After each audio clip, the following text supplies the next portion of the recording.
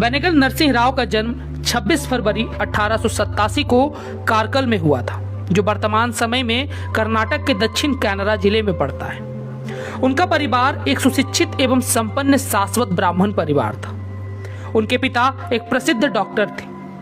नरसिंह राव ने Canada high school Mangalore से शिक्षा प्राप्त की और पूरे मद्रास प्रेसिडेंसी में सर्वाधिक अंक प्राप्त किए। 1905 में उन्होंने स्नातक परीक्षा उत्तीर्ण की, जिसमें उनको अंग्रेजी, संस्कृत और भौतिक तीनों में प्रथम श्रेणी में अंक आए।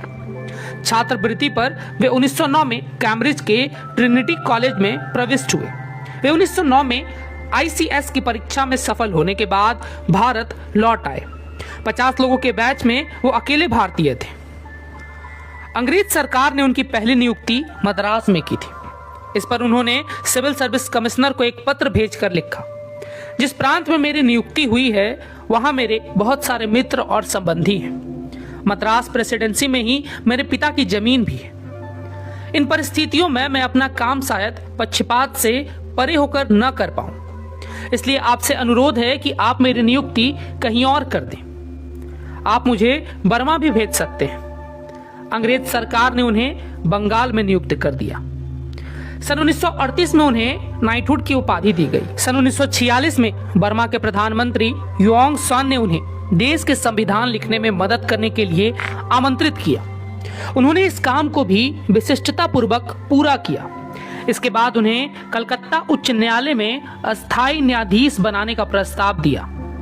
उन्होंने इसे अस्वीकार करते हुए वाइसरॉय को पत्र लिखा, अगर मुझे मौका मिले तो मैं भारतीय संघ का संवैधानिक ढांचा बनाने में अपना योगदान दे सकता हूं। वाइसरॉय ने उन्हें सचिव पद का दर्जा देकर गवर्नर जनरल सचिवालय के रिफॉर्म ऑफिस में नियुक्त कर दिया। जुलाई 1946 में लॉर्ड बेबिल ने उन्हें संविधान सभा का संवैधानिक सलाहकार बनाया।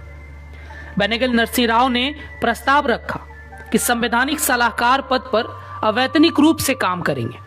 इसके लिए उन्होंने 2 तर्क दिए। पहला यह कि हर पक्ष उन्हें निष्पक्ष मानेगा और दूसरा कि अगर संविधान के बनने में देरी होती है तो उसका दोष संविधान सभा के कार्यालय पर नहीं आएगा। भारतीय संविधान के पहले 243 अनुच्छेद बेनेगल नरसिंह राव ने तैयार किए। उसके बाद भीमराव अंबेडकर की अध्यक्षता वाली ड्राफ्टिंग कमेटी ने इसे विस्तार दिया। बेनेगल नरसिंह राव के मेन ड्राफ्टिंग में देश का नाम इंडिया था। उन्होंने एक संघ की परिकल्पना की थी जो 1935 के अधिनियम पर आधारित था। संविधान के 3रे अध्याय में नीति निर्देशक सिद्धांतों के लिए 41 प्रावधान थे।